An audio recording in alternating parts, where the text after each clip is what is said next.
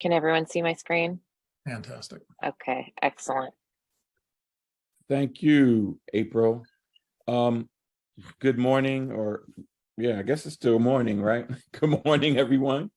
My name is Stewart Williams. I'm Managing Director of Talent Development here at OneTen. And prior to this role, I was actually working very closely with Michael, Ben, and team as the Regional Managing Director for the ecosystem or state of Connecticut to launch the OneTen initiative alongside SVP. I want to also take the opportunity to introduce two of my colleagues that are also joining me on this call. And with that being said, I'll popcorn it on over to Shelley to make her introduction. Good morning, everyone. I am Lindsey. I'm the Director for Talent Supports and Experience at OneTen.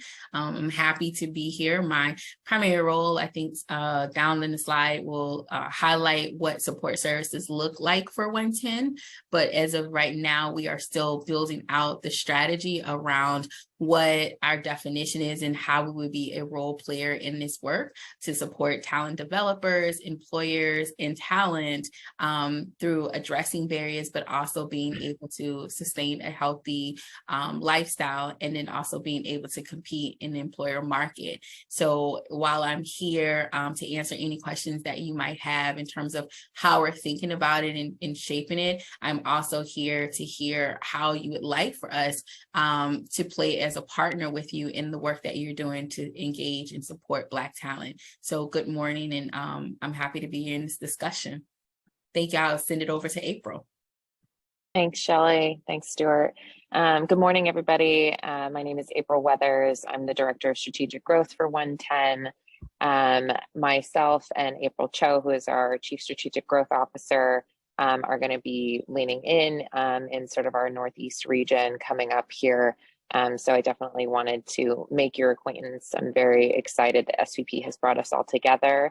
A lot of my focus has been across markets and seeing what things we want to bring from one area to the next, and what things need to continue to remain very place-based.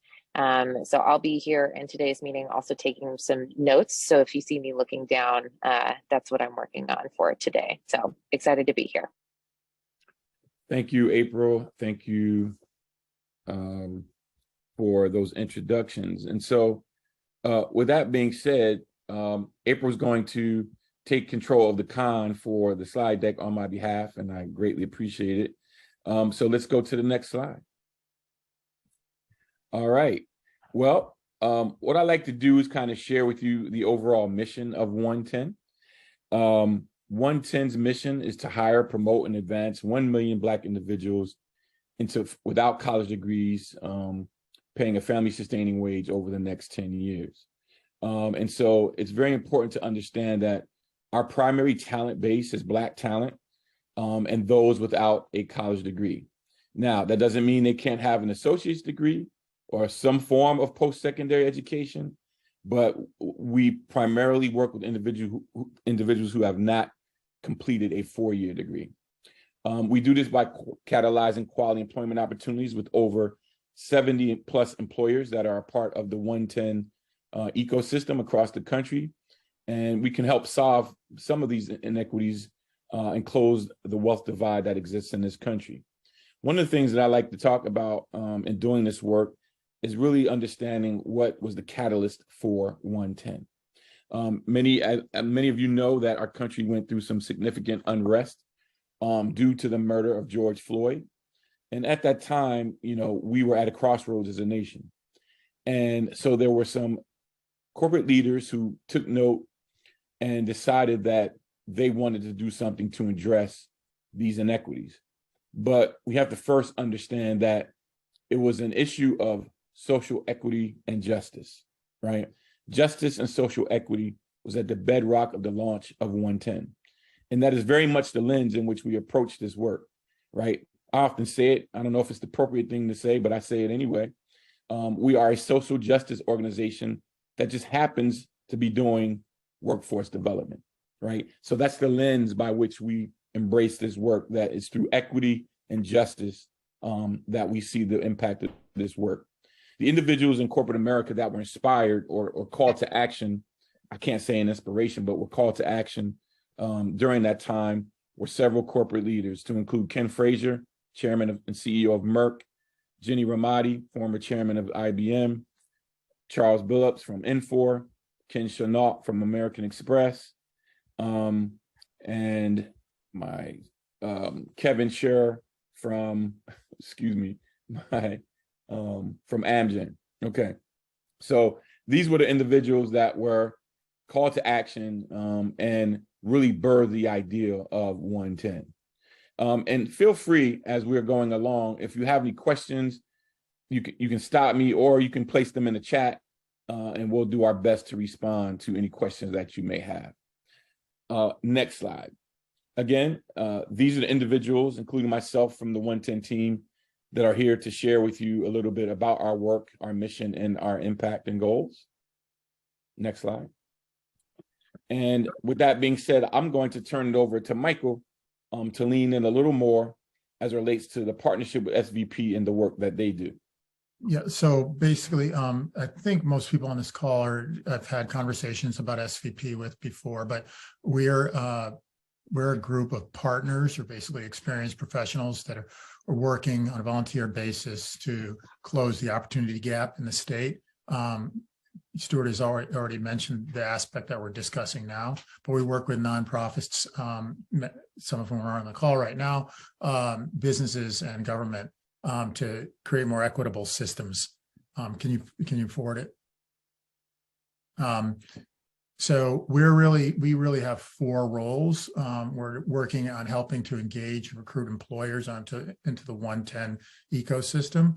That includes, we're working with them on our major healthcare providers, for instance, in the state. I've been working and talking to many of you and have you on this call, on this webinar because we need to connect with job training and talent support services.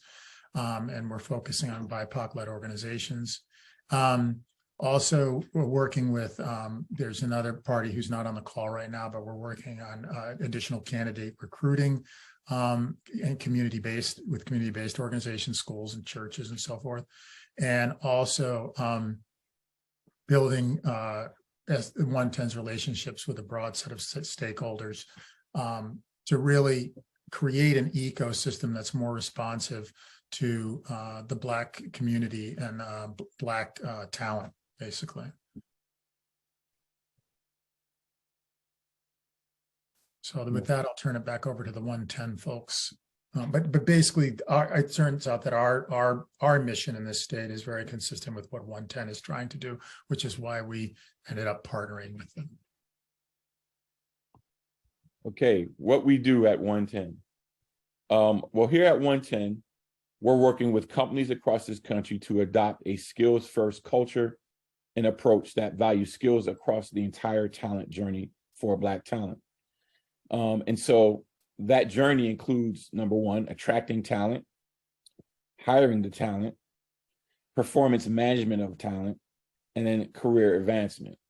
And so while we're not only focused on hires of Black talent, we also count individuals that are working with companies that get skilling and therefore get promoted for opportunities of advancement. So there are 2 opportunities. One is on the hiring, talent acquisition and recruitment. The other one is for the reskilling, upskilling for promotional opportunities. And so those are the kind of 2 primary bands that we work with employers on. And we do that by a consultative approach with the employer around reviewing and assessing their job descriptions to remove the degree requirement from those job descriptions so that those jobs can therefore become available on our career marketplace platform. So we're helping to remove the 4-year degree barrier from quality jobs that open up new pathways for Black talent. There are a couple of things that kind of relate to those being OneTen qualifying jobs. Number 1, they must provide a family-sustaining wage, which is informed by the MIT Living Wage Calculator. And the salary must support economic self-sufficiency for a family. 2, it must have limited risk of automation in the near term, meaning that a person won't be hired and then 6 months later, the job goes away because of some form of automation, new technology, which no longer makes the job available. Then we also focus on areas of accessibility, that it requires efficient levels of education. Now, that word efficient is a very important word in that statement, right? Efficient means what is the necessary amount of education that I might need to acquire that gives me the necessary skills to perform a job, right? And that might not necessarily translate into a 4-year degree. I was having a debate the other day with someone, not saying we don't, we are for education as an organization. Our platform is about skilling and education. So we're not, anti-education or 4-year degree. We just see it that these opportunities for skilling are an alternative or an optional pathway towards maybe achieving a 4-year degree somewhere along a person's career journey.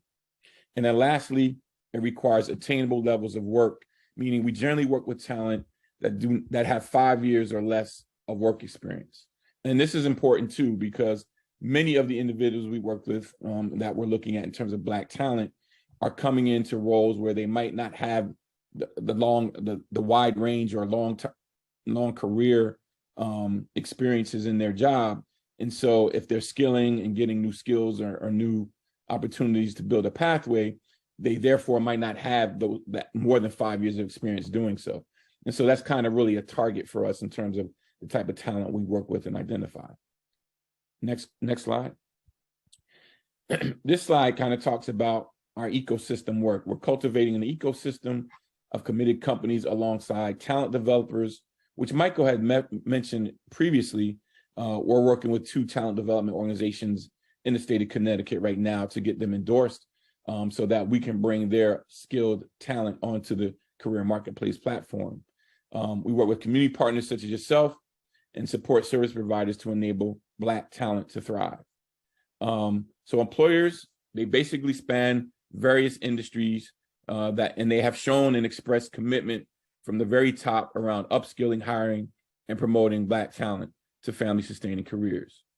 Talent developers are leading local, regional, and national skilling organizations that provide the training and efficient levels of education necessary for them to demonstrate skill and potential and ability on the job. Community partners are local community-based organizations such as yourself that understand and can address the unique needs of Black talent in the workforce by providing a suite of support services or additional supports to Black talent along their career journey. And you'll hear a lot more about that from Rochelle, Lindsey, about what we're doing or looking to do in that area. And as you see in the last slide is again, support services. We will be looking to community partners to coordinate and collaborate with in the provision of those programs and services, both nationally, regionally, and within markets. Next slide. So this is just kind of a map of some of the employers that we are working with across the country. And it's important to understand that we really do an assessment before we enter a market to make sure that the right conditions exist. Now, if we're being honest about the conditions in Connecticut, what we have found, and I think it's important to tease this out, we're not going to run from it. We're not going to hide from it. We did some assessment, and it comes to find out that, what really happened was that we didn't have the job demand that we thought we would have in Connecticut. And so not having the demand poses a significant challenge when we're trying to upskill and identify talent, because the types of jobs that we were hoping would be in the market just weren't there. And we're still kind of seeing that, but we're working with employers in other areas to see if there are other job opportunities that might be able to lend itself to remote opportunities and still be available to talent in Connecticut. So that's going to be an area where we're going to continue to lean in, and we really rely on SVP to assist us in doing that because of their connection to the employer market system in the state of Connecticut. One thing I might add, Stewart, before we take a question, is that this sort of like market-based approach is something that we think is absolutely vital in our national strategy, because we want to make sure that the people who have the local relationships and understanding of any particular area can help us see creative solutions to some of the barriers that we saw initially in Connecticut. So we've been having a lot of fruitful conversations with SVP about what may be a more industry level approach as opposed to an employer level approach. So as we continue to deepen our relationships in Connecticut, we're hoping to understand more of those dynamics that are happening on the local level to make sure that we're bringing some of the best solutions to the forefront. I'm not sure, is it to Juan? Would you like to, okay. So just for clarification, when you say it's not a job, a lot of jobs that you guys have partnerships with, or you just finding people so they're not just really receptive to like coming on board? Is that kind of what you guys are saying? No, it's not that. I think what we're referring to is that at least the employers that are a part of the OneTen coalition haven't demonstrated the volume of job opportunities in Connecticut that we had hoped or anticipated, which is why we're still working so closely with SVP to find other employers to serve as what we call an employer market lead. And you'll see when we go through the slides that there are different roles, different functions that the companies play, different roles that the CDLs play, different roles that the talent developers play as part of the overall ecosystem strategy. And can I also add one other thing, just to make it perfectly clear, the whole idea or the strength of the OneTen proposition is that they develop very strong relationships with key employers in a given geographic area. Why? Because not only are they getting them to redefine what skills or what qualifications are needed for those jobs, but also they work with those companies to help change the culture within those companies so that they're receptive to promoting and cultivating careers for Black people within those organizations. So it's not just enough to get the job in the organization. You want the person to have a promising future within that organization as well. Okay. And so what and that's the other role that we have at SVP is helping OneTen connect with some of the most significant employers in the state. I mentioned the healthcare providers, for instance, some of the manufacturers, some of the IT companies, and Accenture is another, et cetera, et cetera. So I'll pause there. But Dewan, does that answer your question? Yeah, no, that's clear, because I was just saying, when I look at Connecticut, I think, well, let me speak for Fairfield County, because it's so many factories, so many big name companies out here that I think will be a great fit for the program in a sense. So sure. Yeah, and let me just kind of put an underline on what Dewan said, which I totally agree with. I mean, what we're starting with is the 70 companies that OneTen already has. And it turns out that a few of those exist in Connecticut, and we're trying to activate them in Connecticut. But mostly, to your point, Dewan, we're going to have to reach out to Connecticut companies that may not already be a part of OneTen and that are really interested in what we're offering here in terms of kind of, this talent and are interested in kind of joining with this effort. So that's kind of where the building the market demand in Connecticut is. It's not that aren't really a lot of open jobs. There are in Connecticut, but really it's a matter of getting companies on board with kind of, what Michael was saying in terms of really providing the opportunities for family sustaining jobs for Black people and the cultural support to enable those individuals to thrive in companies. And so we have some things off the ground. I mean, one of the companies that Michael just referred to, Accenture, has a really exciting apprenticeship program, and we're going to be that's going to be quite significant in Connecticut. And they are a OneTen company, so they will likely be a part of what we're doing here, as well as you can see here on the slide some other companies that we're in contact with. Yeah, Fallon, before we come to you, I just thought I might give just a short overview of the sort of like ecosystem and who are some of the key players, and then give you guys a sense for what's going on in Connecticut. And Stewart, please jump in here as well, since you've been very familiar. But this is kind of the short list of some of the employers who have been engaged in various parts of Connecticut as well as nationally, and then have some presence in Connecticut as well. What is important in this whole ecosystem is making sure we have the employers in place, that we have the talent developers in place, that we have the support services in place to engage all of the talent and make this a very like reciprocal and cyclical relationship or series of relationships. So it's not lost on us that there are other people, other parties that we need to engage with in Connecticut. But I wanted to, since we were talking about some of the local presences, I just wanted to give you a few of those names that we've been working with. Alan, does that answer your question, or did you still have a question? Yeah, I just wanted to ask, is anyone from the organizations involved with the United Way workforce efforts? So essentially each month we come together and it's workforce organizations, employers that, you know, talk about our needs and barriers and how we can work together. Often in that space, funding around training programs is discussed and who will get the funding. Mostly it's been around ARPA funding and the Department of Labor. So, you know, this is where, at least for Southern Connecticut, where these conversations are being had on the number and increase in jobs that we've seen and the lack of applicants in these spaces. You know, Fallon, that's great. This is the kind of feedback we need.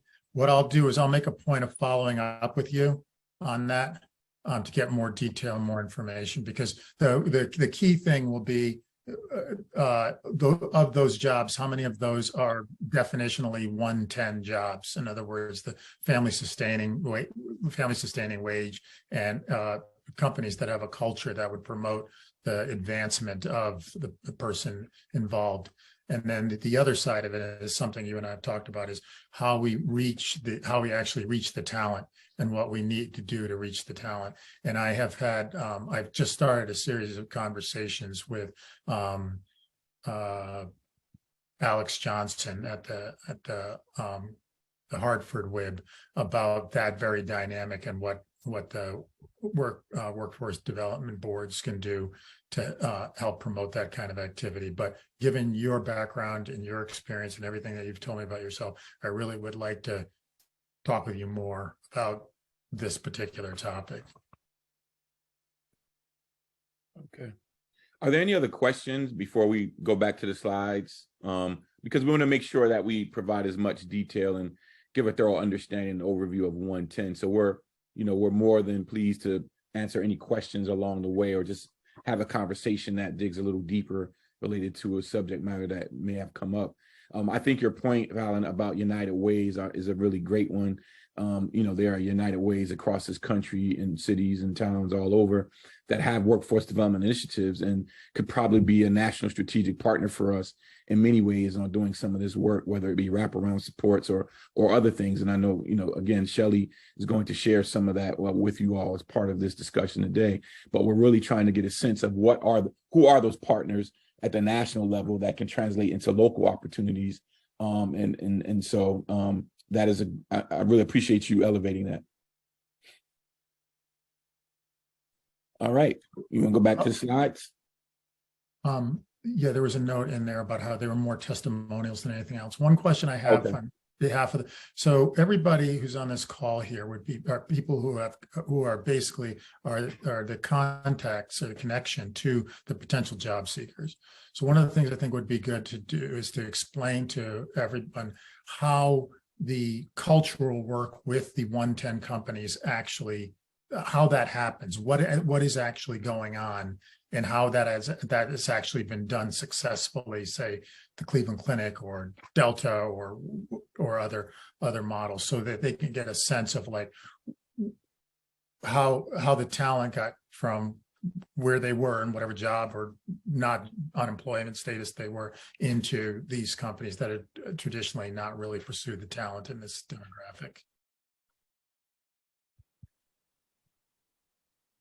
So Stewart, could you give us a little bit of a rundown on how that actually works? I'm sorry, I didn't understand your question per se. Oh, the question is, how does the cultural work with the OneTen corporations actually, how is that conducted in Sure. order to create these opportunities for people? Sure. So it's really a CEO-led initiative. And so it is CEO to CEO, meaning our CEO first initiates buy-in from the CEO of our companies to be a part of the OneTen coalition. They make the commitment at the top to join. And as part of that joining OneTen, we do some assessment and analysis to understand what their needs are as a company as it relates to their DE&I work. You know, where are they now? We do what's called an outside-in analysis with our corporations to really get a sense of what that looks like. And then we try to understand what are the specific roles that we can begin working within their company that can be reclassified, and whereby the job description can be modified with the elimination of the degree requirement.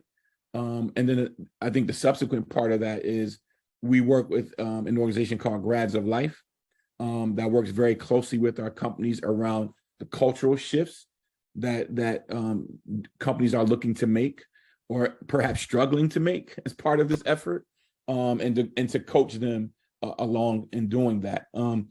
Understanding that this is a marathon, this is not a sprint. You know, companies have culture, and it takes time for that culture to shift and change, and to adapt to new ways of working, and to adapt to new ways of inviting talent, and to adapt to new ways of various types of talent being a part of their organizations that gives those individuals agency, right, within their companies. And so I think those are the things that, you know, we work with them on kind of internally. And then in terms of the actual talent, we reviewed various job archetypes that they have and tried to match supply of talent through our talent developers and people coming out of skilling programs onto our career marketplace, which I think we do have a slide a little bit about the marketplace, but basically the career marketplace is our technology platform where Black talent can come on board. They can create a profile listing all of their skills, upload their resume. And then once that is done, there's AI, artificial intelligence, that will work in the background to map that individual's skills and keywords from their resume into jobs that we have on our platform that are listed by our employers that match those skill requirements. And it will make a suggestion to them to apply to these following jobs based upon your profile, right? So it is another way in which employers have access to talent, and we bring them more, different talent. But it's another pathway for talent to find viable career pathways for jobs paying a family-sustaining wage. But I want to make it clear, we talk a lot about jobs, but this is not about jobs, right? There are a lot of jobs in America. I can go out here and get another job in 5 minutes if I wanted to, because there are so many people hiring. But is that going to lead to a career? Or is that just something to put some money in my pocket until I can get another job or another source of income to fulfill my basic needs, right? And so we're trying to get, when we talk about eliminating wealth gap, this is about moving people out of becoming what we call the working poor class in this country, right? That they have 3, 4, multiple jobs, paying wages that they can't live on. And then we wonder why they don't have time for family. We wonder why they don't have time to do the things that others do when they're just trying to survive. And so we are focused on individuals tapping into a skill that will lead to a career, that will lead to financial freedom and wealth for them and future generations. So I think that's what this work is truly all about. The other thing I would add is that in addition to so Nikisha just I'm sorry, Tomas just sent a message as well, that it goes actually related. I had a related comment, and that is that there are jobs that you can get trapped in, that once you have that job, it's just enough to keep you going, but you can't let it go and advance yourself. You won't have time to take the classes or the resources to pay for the classes to take you to the next level. So, you know, the CNA job in this state is the perfect example of that kind of job. And then Tomas has mentioned including benefit cliffs issues in this discussion. And Mark, I know some work is being done in the state. And if you could explain what's happening or what the discussions are now at the state level, because that is a dynamic that is part of this ever-evolving workforce development ecosystem that is Connecticut. There are things, and not everybody might be aware of what's going on at that level as well. Well, I mean, the benefit cliffs problem is a national problem. In Connecticut, what we've done is we have, as one of the Governor's Workforce Council initiatives, we've implemented the benefit cliffs calculator of the Atlanta Fed and customized it to Connecticut and actually utilized it in American Job Centers and other places in Connecticut and are rolling it out fully from a case management standpoint so that people are aware of it. The question is, what do you do about it other than kind of just, inform people? And there is discussion among legislators about trying to address some opportunities to kind of smooth the transition in terms of certain benefits as people become employed. But the real answer to me, ultimately, beyond government kind of, which it's complicated because a lot of the cliffs are not just due to state level policies, but many of them are federal government policies that have to change. And we're doing some work to try to, even at a Northeast regional level, see if we can get a pilot with the federal government on benefit cliffs. But the bigger overall answer is the one Stewart laid out, which is paying people family sustaining at family sustaining levels so that they can make the transition from low wage labor plus benefits to not slightly better than low wage labor and losing benefits, but rather to family sustaining, wages. So I think, Tomas, that's the ultimate answer, is to really, use as our lens, really targeting the opportunities for people to earn family sustaining wages. Thank you. And I had one other thing. One person, Nikisha Grant, whose face isn't showing, but she's at OIC of New London County, which is in Eastern Connecticut, where Electric Boat, run by General Dynamics, is. And I would ask her to sort of contribute to the conversation by explaining the availability of jobs there, but the challenges in terms of placing people there, and what she thinks what she thinks this kind of approach may or may not do in terms of helping alleviate that situation. Good morning, everyone. So I just want to start off by saying, OIC of New London, we're in the southeastern Connecticut corner, which is typically the forgotten corner of the state. So there are employers here. One of the major employers, as Mike mentioned, is Electric Boat General Dynamics. One of the issues that we face here at OIC, and we are literally around the corner from Electric Boat, is going back to what Stewart was mentioning about skilling individuals here in this particular area, making sure that they have the capability and the ability to actually become employed at a corporate level job such as EB. We get individuals here, particularly at New London County. We work with the ex-offender. That's our specialty. So we're looking at a population, because also in this area, we have the jail systems here. So we get a lot of individuals who are second chance citizens who are looking to do their best, who want to and who desire to work at a place like EB, General Dynamics, but they may not necessarily not only have the skill level, but they also have this barrier of a criminal background. So one of my questions to OneTen, and I know Mike and I go back and forth about this, is in regards to the second chance citizens. Is OneTen looking at that particular individual the skill level that they may have in order to get these corporate level jobs. In addition to that, the other barrier you have is basic skills deficiency.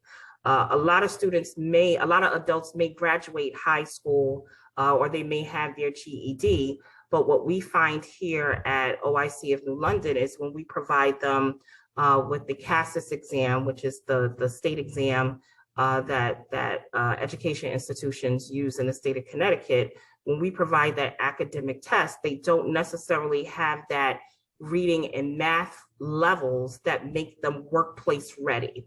Right. So my, concern would be for OneTen, when you're looking at those corporate level jobs, which may be part of the reason why we don't have the applicant pool that we need to put into these jobs. When you look at the pool that we may be working with, do you foresee or are you planning in that, in the skilling or upskilling of individuals? How do we get them to that level where they can enter into these corporate level jobs? I hope that answers your question, Mike. Mm-hmm. Yeah, I'm so glad you asked that question because it's been a very interesting conversation internally for us about what we call unique populations. And just so you know, on the talent development team, we have identified some of these unique populations, and I'll go through some of them. One is what we're calling opportunity youth. 2 are veterans.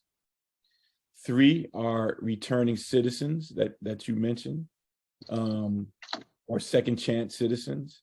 And then lastly would be LGBTQ plus communities.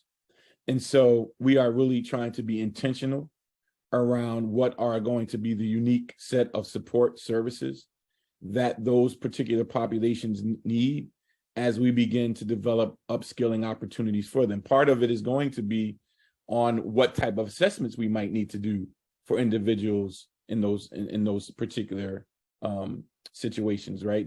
They may need to go through we may need to do a better job on kind of assessing their skill sets before we know what type of skilling program they might qualify for or be ready for. So this is all very helpful information, and which is why I know Shelley is on the call taking vigorous notes in terms of your feedback regarding that, because if they're coming to the table without having some of the basic skills of not being able to read or having reading deficiencies, then yeah, that's just going to be another barrier that we're going to have to take into account when it comes to the types of trainings that we want to ultimately provide for them. So I think that's a very good point, and I'm glad that you elevated that because Shelley, I know moving forward, will be working very closely with Michael and hopefully many of you around identifying some of those gaps in service requirements for some of those special populations that you might happen to work with. Great. Now I have one other, well, actually two other real questions, and that I would like to follow up with all of you on at some time after this call. First is given the demographic that we're focusing on here on this call, like what is your talent pipeline look like? How many people, what ages, what kind of jobs are you hoping that they'll get? Like, let's try to create a map, because like Tomas is in Waterbury. So we're talking about the Waterbury area there. Fallon is in New Haven. Dewan is Norwalk, Stamford. Shannon's in Hartford, and a number of other towns, an increasing number of towns. Paulette, Hartford, New Britain, and so forth. And so there are opportunities for existing companies. So then that leads me to the next question for all of you is like, in your world, in your corner of the world, what are the employers that you're not engaged with right now, or not as engaged as you would like to be with? What are those employers that you would really want to, like, where you would really want your people to get jobs? Like, what organizations, institutions are you looking at and say, geez, it would be really great if I could pipeline a lot of my people into that organization or this company? I'd like, because what it is as much as, we're starting to talk to employers, but really what we need to do is we need to know from the ground up, what do you think are the employers who would be most responsive and most accessible to the people you're serving? So I even look at it basically as like a transportation issue. Like, it's great if there's a job, but not if it's 50 miles away and there's no, and like that doesn't help anybody. You know what I'm saying? So really, and the other thing is I would ask you to think expansively. Don't, like, this is a time to imagine, like, as opposed to, well, this is the way it is. This is one of the many opportunities in this state to change the way it is. But part of that starts with our imagining how that might look. Right. And so we can never say that, oh, just because, and I would say like the Cleveland Clinic with OneTen is a perfect example of a perfectly racist organization that was surrounded by a Black population and had no interest in hiring them for anything but dead end jobs for, as long as Cleveland Clinic has been around. And they turned that thing around. And I think that, that was a multi-year process, but it's a real success story. And and they demonstrated what is possible. So if there are, even if you've got a company that just doesn't hire Black people, but you're like, damn, those are where the jobs are. That's where I really want to go. Well, let's put that on the list, right? Because basically our population is browning. We were a smaller percentage of the population. We can't, you can afford to ignore them. But as we grow to become an increasingly greater proportion of the population, if companies are going to grow, they're going to need employers, and it's happening all over the country.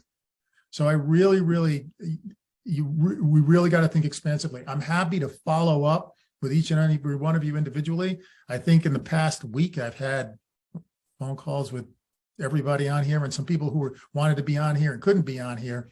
So, when we follow up, that's what I'll be pressing for. The most important thing is that we don't get stuck where we are. We start looking at the far horizon and what could be, right? And that way we can bring a compelling argument to these companies and say, hey, look, this is how we might bring resources to you guys, to ultimately to the companies, because there has to be an economic imperative for them to do this work. It's not going to be charity or part of their charitable foundation or something like that. That's not really a sustainable thing, right? So so that's where I'm coming from, and that's where I would hope to follow up with each and every one of you on that in more detail. Dewan. Yeah. So as we sit here and talk, I wrote down some companies' names that we have relationships with, and I'm just thinking about even like working with the Norwalk Chamber of Commerce, who I'm really close with. But one thing that you mentioned when you think about, well, I think it was Stewart that mentioned it. When you think about the barriers, right, the not being able to read or certain things that like the mental health, right? So when I think about this, I think about the wraparound services, because the career and the job is one thing, but they would need to know how to. Some people never had a job in their life, right? So how do you be able to get the training necessary to make them successful in that work? Because it's not going to be only on the employer, it's going to be on the individual as well, right? So like, how do you, like, and I think we talked about this, Mike, when they come into like a program like ours, we want to set up something to where they can be successful in that job and not jumping from job to job, because that can deter them, right? That could be unstable in itself. So what I'm basically hearing, it's a lot of work that obviously need to be done. It's going to take a lot of resources to even get to that place. But I'm grateful, and I'm, if obviously if we are a partner, we're going to be willing to get to that point and make sure, the individuals that we will serve is successful. Well, I think you raise some very good points, and I want to ask Shelley to weigh in here, because I know we are working on a national kind of strategy around what we call talent support services. And I know a part of that is going to be on the front end of doing some forms of assessment and skill assessments and other things. So Shelley, anything you want to add here or weigh in on? Yeah, thank you. I'm really have been enjoying and taking a lot of notes in this conversation about ideas and ways that we can partner and organizations that we can partner with. I think, Dewan, you brought up a very good point that I think in my lonely shop at 110 of one, I'm always advocating for us to, keep talent at the center of the conversation in terms of making sure we identify and lift up those barriers, but also being realistic in how we're able to support, not just in the short term, but in the long term, right? So not addressing the problem, but addressing the symptom. Right. And so part of that is looking at who are our service providers. We already know there's tons of organizations like OIC that's doing the work, right? So it's not necessarily for us to duplicate the services, but be able to bring the services to the table, right? So right now we're talking about, let's bring talent to the table, let's bring the employers to the table, but we have to begin to start bringing those service providers to the table as well, right? So that's always the missing piece. And so for me, it's thinking about who are our national partners that we can work with to trickle down their services nationally into the local markets, but then also partnering with organizations like SVP to say, okay, who in your local market is doing the work, but don't quite have the resources, right? And if they don't have the resources in terms of whether it be capacity, whether it be, the means to communicate to talent, because one thing we know is you don't know what it is that you don't know. And sometimes talent is not aware of the services that are out there because those organizations might be prioritizing the services and not necessarily the communication channels to get it out there, right? So a lot of it in my work that I'm doing is really having these conversations. And so that's why I'm welcoming, to continue the conversation. So as you're leaving this call and you start thinking about, hey, we have this resource or this organization is building and they can use OneTen, to email that to me so we can have the conversation. Also with that in partnering is looking at what we can do on our national side. So part of it is building out a training and development center, right? Where we bring in experts and facilitators to have those conversations around soft skilling, around, how to fill out a job application, how to prepare for a phone interview, a phone screening. That's something that often we tend to miss.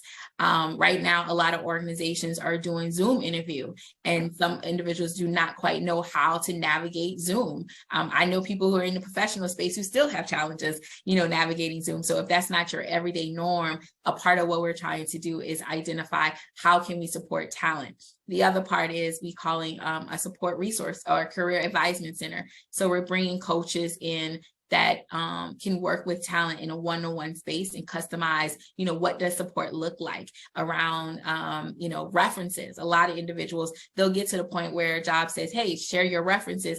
And we have some individuals who are like, I'm sharing my teacher from the 5th grade as a reference, right? And that can be a barrier to why they might not get a job. And I'm giving very highlight just for the sake of time. We also looking at building community of support. So recognizing, on a local level, what does support look like outside of your family and your friends? Who can you go and talk to? Who can you just say, hey, I'm getting ready for this interview, or I have a job, I want to upscale, or I want to get promoted. Who can I talk to? Who can train me? Who can be that mentor? And I want to be very conscious of using the word mentor a lot, right? Because a lot of times individuals in this space have mentors, they don't have sponsors, right? So the other part to the conversation is how do we help them connect with sponsors that can open the doors for them, whether they already have a job or whether whether they are looking for a job or whether they're looking to advance. And part of that is also encouragement, to your point, of going back to school or practicing reading and practicing their writing. Sometimes you need an outside voice that you haven't heard often to help encourage you and support you. One of my backgrounds, I am a licensed therapist, so I know the importance of mental wellness, right? Or mental health. And oftentimes in our communities, that's not an easy topic to talk about. And that's not oftentimes something that people feel comfortable with doing because it has a stigma to it. So part of OneTen and what I'm trying to do is how do we do a soft handoff to get our talent in the space of feeling comfortable that it's okay to be uncomfortable, and it's okay to say I'm not okay, and what does that look like in my career journey so I can get to a place where I am okay, so I can be successful, right?